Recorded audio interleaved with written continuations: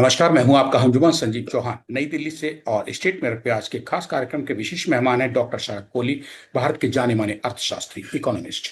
बात करेंगे कि भारतीय बैंकों ने सोने चांदी की आयात पे प्रतिबंध एकदम लगा दिया, रोक लगा दी है। इस वक्त क्यों लगाई है, क्या कारण है, और अगर सोना चांदी रोक दिया जाएगा तो भारत में क्या अब तेल और गैस से जूझ रहे थे, अब सोने चांदी की कीमतें भी बढ़ेंगी? सच क्या है? स्वागत है डॉक्टर शरद कोहली साहब। नमस्कार संजीव, आपको स्टेट मिरर के सभी फॉलोअर्स भी और सब्सक्राइबर्स को मेरा अभिनंदन। बिल्कुल, आपने जो खबर पढ़ी, उस खबर के आगे भी एक खबर आई है अभी अभी थोड़ी देर पहले कि 17 बैंक्स को अब सोना चांदी इंपोर्ट करने की परमिशन मिल गई है। वो डीजीएफटी की तरफ से एक पॉलिसी रुकी हुई थी जिस कारण से सोना चांदी बैंक इंपोर्ट नहीं कर पा रहे थे। ये पॉलिसी की अभी घोषणा कर दी गई है। इसमें 17 बैंक्स को, जिसमें बड़े बड़े बैंक हैं, एचडीएफसी है, कोटक बैंक है, एक्सिस बैंक है, आईसीआईसीआई बैंक है और बहुत सारे और बैंक हैं। कुछ छोटे बैंक हैं, उनको खाली चांदी की मिली है, बाकी सोने पे तो जो अंकुश लगा हुआ था, ये देखते हुए कि संडे को अक्षय तृतीया है और थोड़ी सी शॉर्टेज इंपोर्टर्स को महसूस की जा रही थी, खासकर जो ज्वेलरी बनाने वाले हैं और जो सोने चांदी में डील करते हैं, उनको पीछे से सप्लाई की किल्लत हो रही थी। तो उसको अभी थोड़ी देर पहले ये खबर आई है कि 17 बैंकों को डीजीएफटी का नोटिफिकेशन के तहत, मिनिस्ट्री ऑफ कॉमर्स के अंतर्गत वो आता है, उसने अब ऑथराइज कर दिया है। तो मैं उम्मीद करता हूं कि सोने चांदी पे जो थोड़ी सी किल्लत होने की उम्मीद थी, थोड़ी सी शॉर्टेज, हालांकि इतनी बड़ी शॉर्टेज थी नहीं, पर फिर भी एक निरंतर सप्लाई बनी रहती है। ये देखते हुए कि 99% भारत में जो सोना कंज्यूम किया जाता है वो इम्पोर्ट किया जाता है। मात्र 1% सोना भारत में अपनी खानों से मिलता है, यानी कि भारत में जो खाने हैं उनसे मिलता है। 99% वो इम्पोर्ट किया जाता है। पिछले साल का ही अगर हम इम्पोर्ट देखें तो करीब 69-70 बिलियन डॉलर का सोना इम्पोर्ट यहाँ पर किया गया। तो बहुत बड़ी मात्रा में, बल्कि मैं अगर ये भी कह दूं कि हमारा जो ट्रेड डेफिसिट है इस समय 800 $850 बिलियन का हमारा एक्सपोर्ट है, और लगभग लगभग आप लगाइए कि 900 साढ़े 900 बिलियन डॉलर का हमारा इम्पोर्ट है। तो ये जो 960-70 भी हो जाता है, 120 बिलियन डॉलर का जो ट्रेड डेफिसिट है, उसमें सोने का योगदान जो है वो करीब 69-70 बिलियन डॉलर है। तो ये एक डबल एज स्वॉर्ड है संजीव, जहां एक तरफ भारत सरकार के लिए, मिनिस्ट्री ऑफ कॉमर्स के लिए थोड़ी सी चिंता की बात है, क्योंकि बहुत भारी मात्रा में जो फॉरेन एक्सचेंज है, वो आपको पता है, पेमेंट तो आपको फॉरेन एक्सचेंज में ही देनी पड़ेगी। तो दोहरी तलवार है, बिल्कुल। एक तो फिर हमें फॉरेन फॉरेन एक्सचेंज देना पड़ जाता है इतना भारी मात्रा में। दूसरी तरफ भारत दुनिया का तीसरे सबसे बड़ा गोल्ड का कंज्यूमर है। अमेरिका और चाइना के बाद सबसे बड़ी कंजम्पशन इसकी भारत में होती है। तो जब भारत इतना बड़ा कंज्यूमर है, यहाँ सोना जो है लोगों के रीति रिवाज से जुड़ा हुआ है, शादी ब्याह से जुड़ा हुआ है, और सोना एक दैव्य धातु मानी जाती है। ये एक सेलेस्टियल क्या कहते हैं, मेटल है, प्रेशस मेटल है। ऐसा माना जाता है कि सोना धरती का मेटल नहीं है। अगर आप साइंस में भी जाएं तो बोलते हैं जब वो विस्फोट हुआ था, जो बोलते हैं ये विस्फोट होकर सारे प्लैनेट्स बन गए, तो उसमें ऐसा माना जाता है कि ये धरती के ऊपर गिरा और हजारों लाखों साल तक पड़ा रहा, और उसके बाद धरती में ये दब गया और खानों के माध्यम से उसको निकाला जाता है। ये भी ध्यान रखना चाहिए संजीव कि मात्र मात्र 70-80 हजार टन सोना अब धरती में बाकी है। बाकी सब निकाला जा चुका है, जो कि 15 से 20 साल के अंदर धरती में ये समाप्त हो जाएगा, अनटिल एंड अनलेस कि कोई नई टेक्नोलॉजी आए। कुछ सोना जब गिरा तो समुद्र में भी गिरा, पर समुद्र में वो सतह पर चला गया, उसको निकाल पाना बहुत कठिन है। अभी कोई टेक्नोलॉजी उपलब्ध नहीं है। ऐसा माना जाता है कि उसको निकालने की कीमत सोने की कीमत से भी ज्यादा होगी।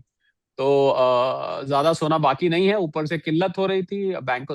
आपके मैं बैंकों के सवाल को और देवताओं तक ले गया संजीव। हाँ, बहुत अच्छा है सर, आपसे बात करने में आनंद आता है। और आप पब्लिक की बात पब्लिक के लेवल पे करते हैं। इतना हाई लेवल का ज्ञान आप बिल्कुल नहीं देते हैं ऑन कैमरा, कि वो लोगों के, जो आम आदमी है, उसके समझ में ना आए या उसके काम का ना हो। जो लोग आप तक नहीं पहुंच पाते हैं डॉक्टर शरद कोहली, वो स्टेट मिरर संजीव चौहान शरद कोहली के माध्यम से इस चैनल पे देख के पहुंच जाते हैं और बाकायदा खुल के कमेंट करते हैं। उनको मदद होती है ना? आपकी कोई फीस नहीं है, फ्री ऑफ कॉस्ट आप एक सजेशन देते हैं, अपने मन की बात कहते हैं, लोगों तक पहुंचाते हैं बात।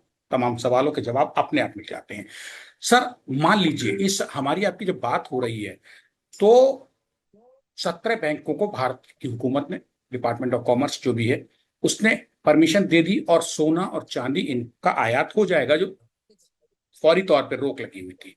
लेकिन अगर सर ये नहीं हो पाता, परमिशन नहीं मिल पाती, एक वो एस्पेक्ट लेके चलें, वो पक्ष लेके चलें, तब हम सर क्या कोहराम हाहाकार मच जाता भारत में, सोने और चांदी को लेके महंगाई बढ़ती। नहीं, ऐसा आप देखिए, सोने चांदी की कीमत जो है, पहली बात तो ये ध्यान रखिए कि अंतर्राष्ट्रीय स्तर पर तय की जाती है। ये कीमत भारत में तय नहीं होती है। आपको शायद मैंने आप ही के चैनल पे पहले इस ठीक बात का बात। जिक्र किया था कि सोने चांदी की कीमत कैसे तय होती है। अमेरिका में लंदन बुलियन मार्केट एसोसिएशन है, वहां तय होती है। और या न्यूयॉर्क में कॉमेक्स है, जिसको कमोडिटी एक्सचेंज कहते हैं, वहां पर इसकी कीमत निर्धारित होती है। किसी दिन इस पे भी चर्चा करेंगे कि कीमत की प्राइस डिस्कवरी कैसे की जाती है। एचएसबीसी है, जेपी मॉर्गन है, यूबीएस है, इनके पास सोने के बहुत बड़े बड़े भंडार हैं। तो बकायदा ऑक्शन किया जाता है। उस ऑक्शन में जो प्राइस फ्रीज होती है वही कॉमेक्स की बेस प्राइस बन जाती है, और उसी से फिर सट्टेबाजी चलती है सोने में। जो फॉरवर्ड कॉन्ट्रैक्ट्स, लॉन्ग कॉन्ट्रैक्ट्स और शॉर्ट कॉन्ट्रैक्ट्स दिए जाते हैं। तो नहीं होता तो थोड़ी बहुत हो सकता था, ये जरूर हो सकता था कि अगर परमिशन ना मिलती तो आपको अंतर्राष्ट्रीय बाजार में, बाय द वे, मैं आपकी बात को यहाँ रोक के ये बताना चाहूंगा, क्योंकि आपके चैनल पे बहुत सोने चांदी के शौकीन लोग हैं, कि इस समय $4875 पे सोना आ गया है कॉमेक्स में, जब से स्टेट ऑफ हॉर्मूज खुलने की खबर आई है कि state of Hormuz cease fire के चलते ईरान ने पूरी तरह से खोल दिया है। और ये लगभग लगभग 1,55,000 के आसपास प्रति 10 ग्राम भारत में पहुंच गया है। तो मंडे को जब मार्केट खुलेगी तो मैं उम्मीद करता हूं कि वो और तेजी में खुलेगा, क्योंकि मार्केट अब वीकेंड पे बंद हो जाएगी।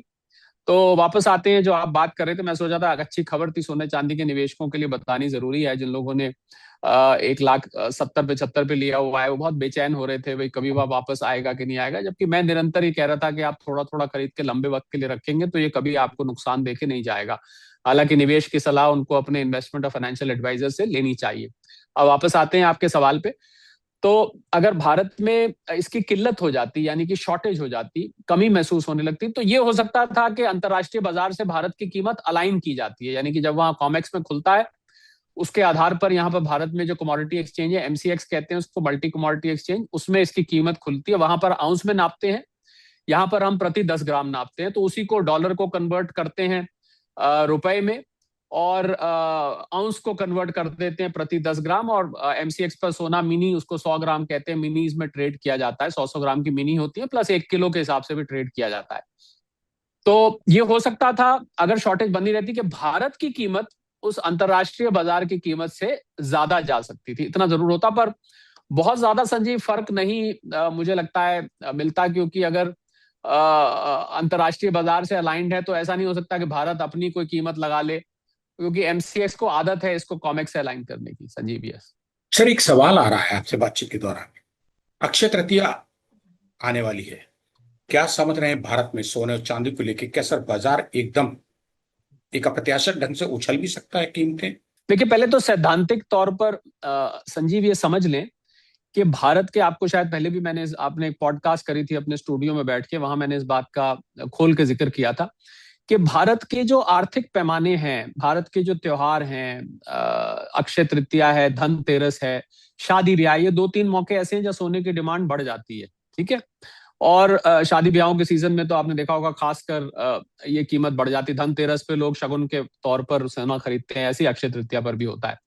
पर मैं ये जोर दे के कहना चाहूंगा कि भारत के आर्थिक पैमाने, जीडीपी ऊपर जाए नीचे जाए, महंगाई कम हो ज्यादा हो, फॉरेक्स रिजर्व्स कम हो ज्यादा हो, पीएमआई ऊपर जाए नीचे जाए, जितने भी इकोनॉमिक पैरामीटर्स होते हैं, भारत के पैमानों पर सोने चांदी की कीमतों का सैद्धांतिक रूप से कोई फर्क नहीं पड़ता है। हाँ, ये जरूर होता है अक्षय तृतीया, धनतेरस पे, क्योंकि भारत में डिमांड बढ़ जाती है, तो थोड़ा बहुत आपको 500,000 रुपए की एक एक विशेष चाल आपको दिखाई देती है। इसके अलावा कोई फर्क नहीं पड़ता है। मैं जोर देके कहना चाहूंगा संजीव, ये एक अंतर्राष्ट्रीय धातु है, ये भारत में मिलने वाली धातु नहीं है। 99% भारत में नहीं होता है।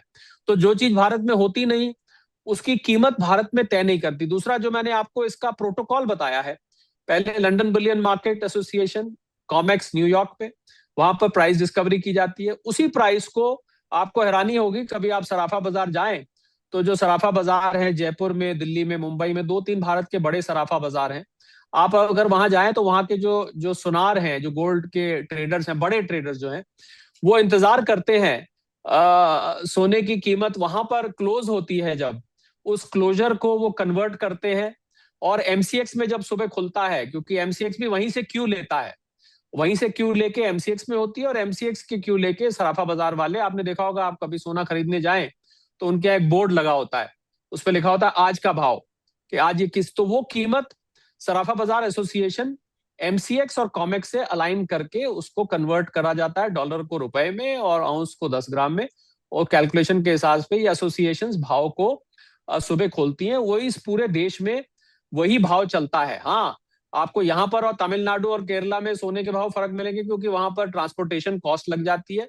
ज्यादातर सोना उत्तरी भारत में या गुजरात या बॉम्बे या दिल्ली लैंड करता है। यहाँ से जब आपको साउथ इंडिया ले जाना पड़ता है तो वहां पर सोना महंगा होता है।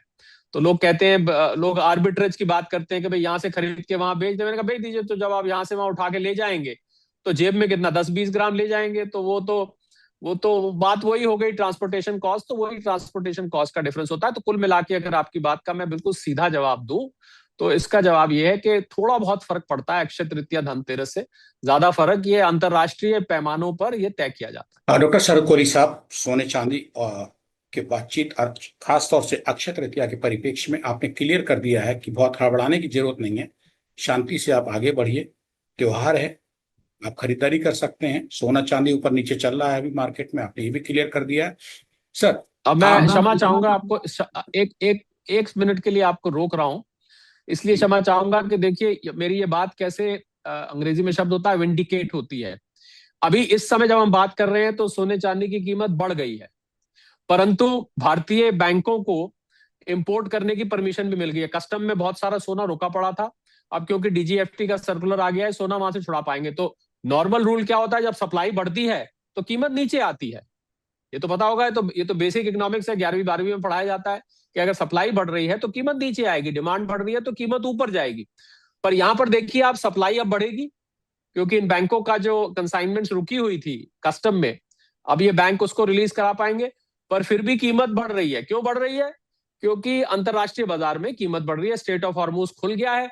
स्टेट ऑफ हॉर्मूज खुलने की वजह से क्रूड ऑयल की कीमतें $90 और उससे भी नीचे देखी जा रही हैं। नाइमेक्स तो 84 पे आ गया है, ब्रेंट 89 पे आ गया है। उसकी वजह से डॉलर इंडेक्स जो कि 98 पर था आज सुबह, वो गिर के अब 97 के 98 के बीच में आ गया है। और अमेरिका में जो बॉन्ड यील्ड्स हैं, 10 साल की जो बॉन्ड्स होते हैं, वो बॉन्ड यील्ड भी घट के 4.25 से नीचे चली गई है। ये मैं आपको रिश्तेदारी समझाना चाह रहा था कि सोना चांदी का स्ट्रेट ऑफ हॉर्मूज से क्या संबंध है। डॉक्टर शरद कोली साहब, इस मुद्दे पे बात करने के लिए शुक्रिया, बहुत बहुत थैंक यू।